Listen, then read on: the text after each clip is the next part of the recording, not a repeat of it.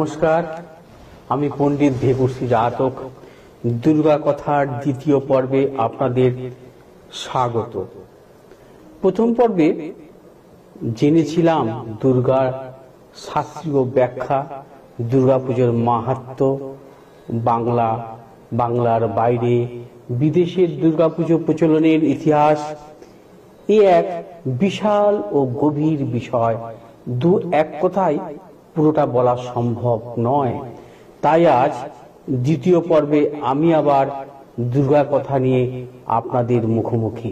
হিন্দু শাস্ত্রে দুর্গা শব্দটিকে ব্যাখ্যা করতে গিয়ে বলা হয়েছে, দৈত্য নাশার্থ বচন দকার পরিকীর্তিত উকার বিঘ্ন নাশস্য বাচক বেদ সম্মত রেফ রোগ গুণ বচন গস্য পাপঘ্ন বাচক ভয় সত্যঘ্ন বচনস্যকার পরিকীর্তিতা। অর্থাৎ দ অক্ষরটি দৈত্য বিনাশ করে, উকার বিঘ্ন নাশ করে, রেফ রোগ নাশ করে, গ অক্ষরটি পাপ নাশ করে এবং অকার শত্রু নাশ করে।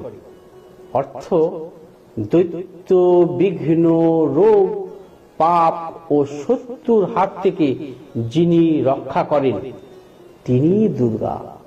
অন্যদিকে শব্দ কল্পদ্রুমে বলে বলা হয়েছে, দুর্গং নাশয়িতি যা নিত্যং সা দুর্গা বা প্রকৃতিতা।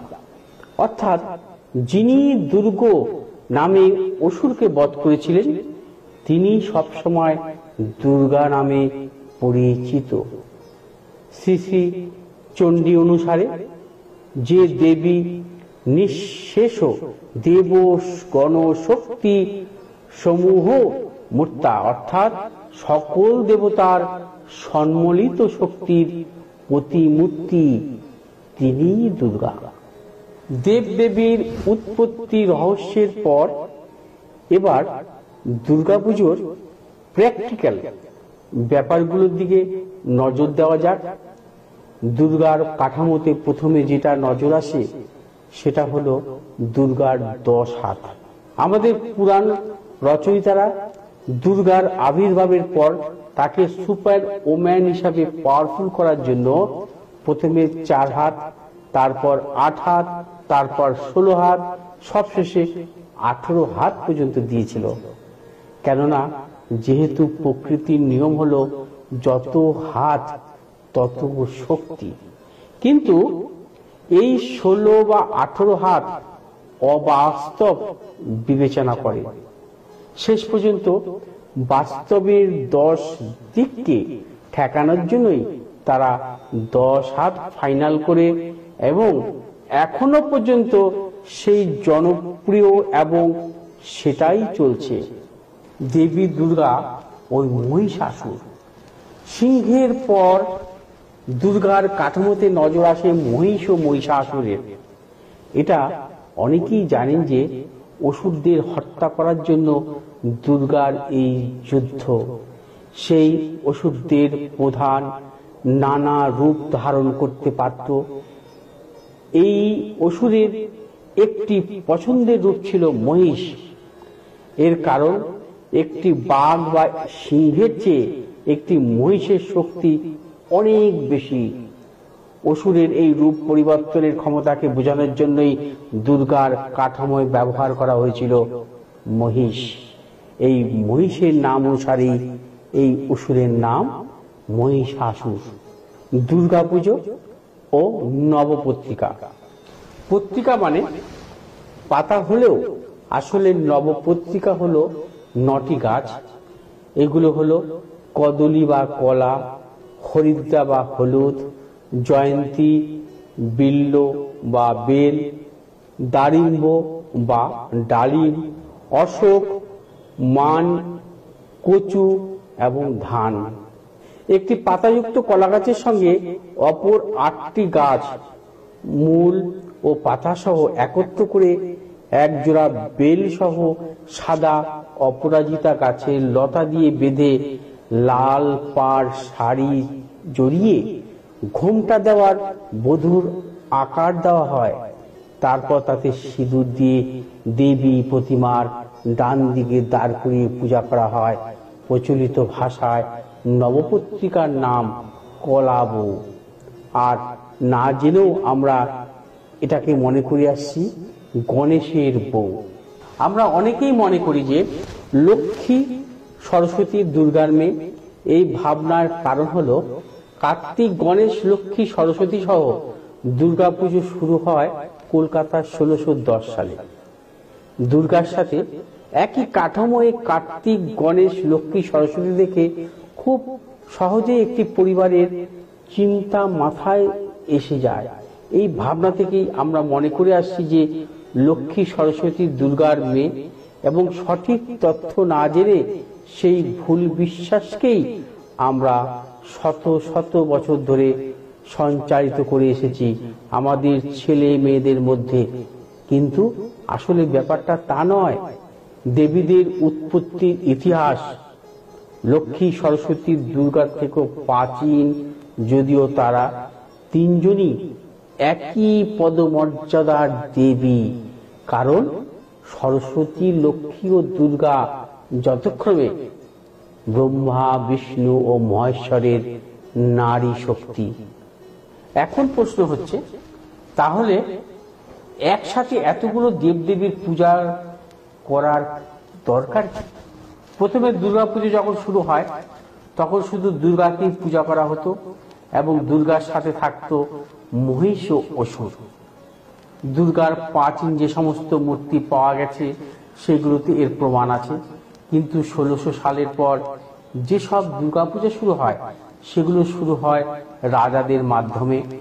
আর রাজারা চাইতো কয়েকদিন ব্যাপী বিরাট একটি জমজমাট উৎসব, কারণ তাদের টাকা পয়সার কোনো প্রবলেম ছিল না।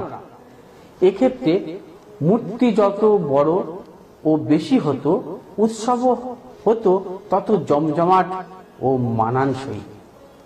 কারণ এত বড় আয়োজন করতে গেলে অনুষ্ঠান এমনি এক ধরনের স্বাদ রব পড়ে যেত। এটাই হলো সামাজিক কারণ। এর সাথে আধ্যাত্মিক কারণও গুরুত্বপূর্ণ।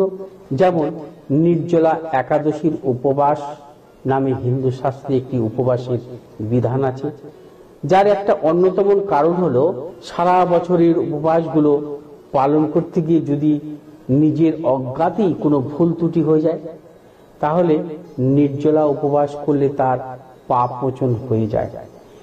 সেই রকম সারা বছর সকল দেবদেবীর পূজা করা হলেও দেবী দুর্গার সাথে যদি তাদের আবার পূজা করা হয়, তাহলে একক পূজা যদি কোনো ভুল ত্রুটি হয়ে থাকে, তাহলে তো তার পাপ দেবতারা মাপ করবেন বলে একসময় বিশ্বাস করা হতো।